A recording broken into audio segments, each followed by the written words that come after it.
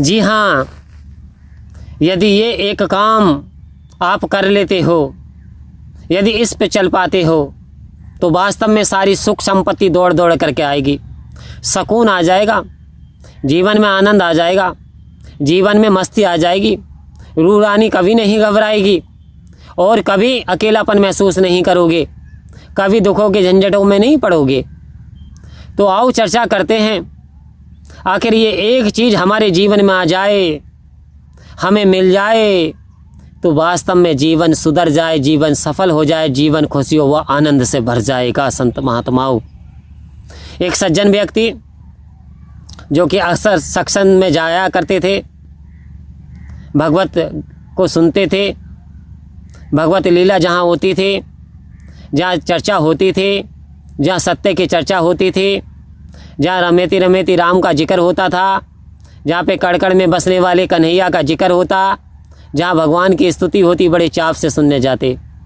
बड़ा प्यार था परमात्मा से, नित्य प्रतिदिन परमात्मा का स्मरण करते और अपने कामों को किया करते थे। एक दिन बाज़ार के काम से कुछ सामान बेचने के लिए बाज़ार में गए हुए थे। सामान अभी बिका नहीं था, थोड़ी लेट हो गया। थोड़े लेट जब हुआ तो उन्होंने सोचा थोड़ा सामान और ही बचा, इसे भी बेच दूं। अर्थात उन्हें लेट हो गया, सामान बेच करके वो वापस घर की ओर रवानगी चल दिए। उन पे कोई मोटरसाइकिल, कोई बड़ा वाहन नहीं था, साइकिल से आ रहे थे। काफ़ी समय पुरानी बात है। तो उन्हें रास्ते में कुछ चोरों ने उन्हें रोका, 5-6 व्यक्ति उन्हें रोक लिया। वो रुक गए, उन्होंने उन्हें नमस्कार किया। अरे बोले, वो हंसे, भाई हमें क्यों नमस्कार कर रहा? कह रहे जी मेरे मालिक का रूप आप में भी दिखाई देता है। बोले अच्छा, बोले अभी पता चल जाएगा। उन्होंने तलाशी ली, तलाशी लेने के बावजूद उन्होंने उनके जितने रुपए थे वो सब छीन लिए। और उसमें कुछ ऐसा व्यक्ति भी था जो अति दुष्ट प्रकार का, उसने 8-10 डंडे मारे। कह रहा अकेला चलता, तुझे कोई भय नहीं लगता, डर नहीं लगता?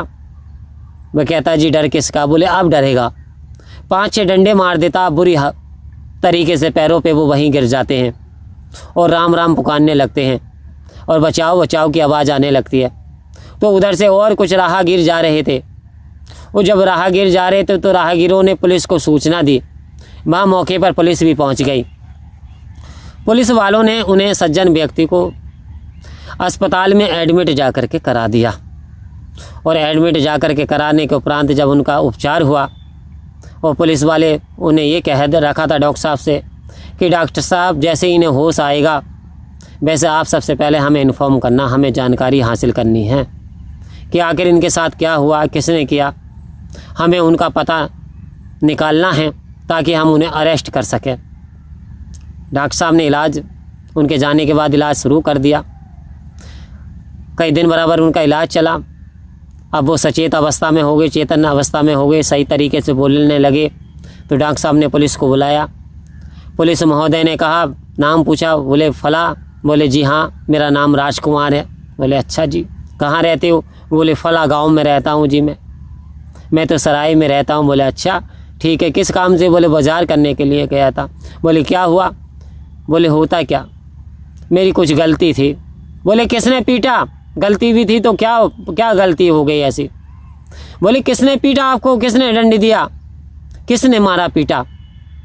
कह रहे कुछ लुटेरे होंगे, लूट लिया होगा। कह रहे जी सामान तो ले लिया, बट लुटेरे नहीं थे, वो भी परमात्मा ही था। बोले लुटेरे परमात्मा? तो बोले फिर बचाया किसने? बोले परमात्मा ने। बोले परमात्मा ने? लूटा भी परमात्मा ने, बचाया भी परमात्मा ने। बोले इलाज किसने किया? बोले जी परमात्मा ने। कह रहे भाई हमारी माजा तेरी बात समझ में नहीं आ रही, कोई नशा वशा करते हो क्या?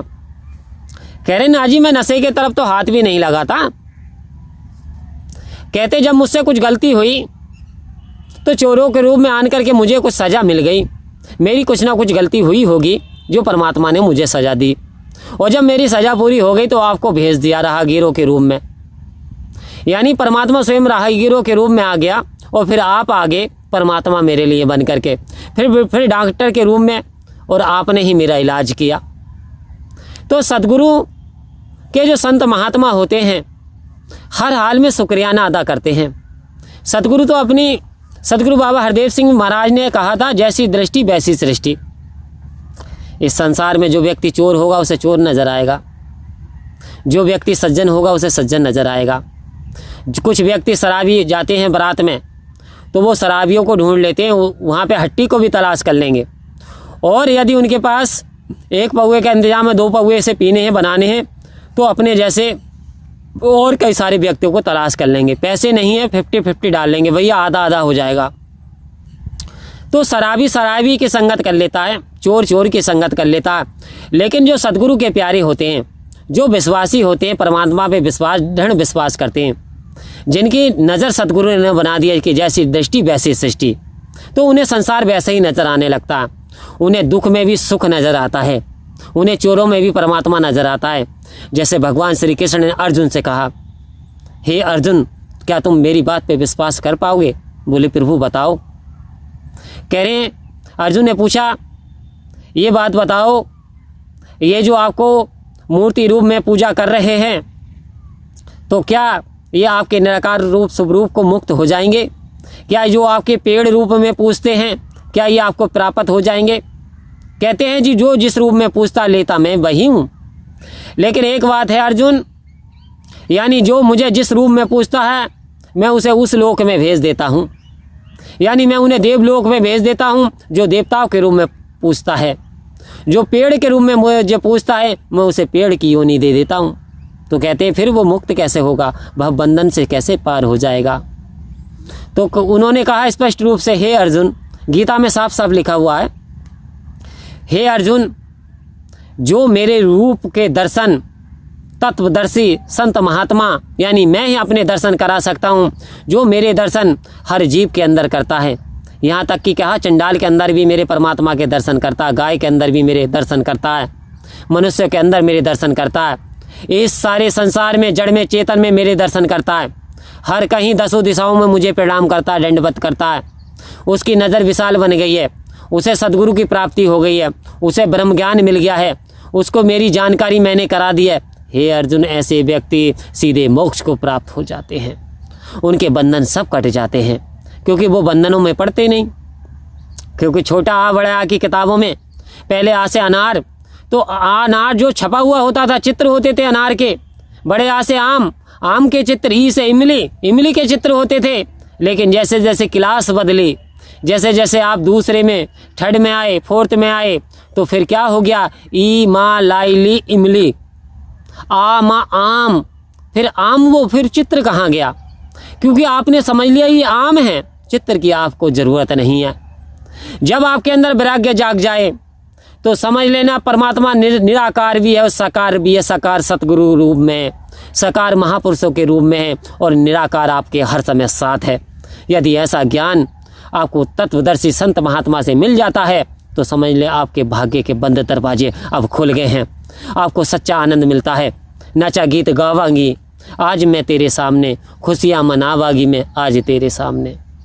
और राजमाता जी ने तो कहा था, चढ़ना नू छू के मेरी तकदीर बदली, मेरी या गुनाह वाली तस्वीर बदली, और नचती ही जावागी मैं आज तेरे सामने। ऐसी स्थिति हमारी बन जाती है जब हमारा प्रेम हो जाता है, जब हमें सच्चा सद्गुरु मिल जाता है, जब हमें ये ब्रह्म ज्ञान मिल जाता है, जब हमारी ऐसी दृष्टि हो जाती है, तो हमारा जीवन बड़े सुकून और शांति से बीतता है। परम प्यार से बोलिए धन्यवाद जी।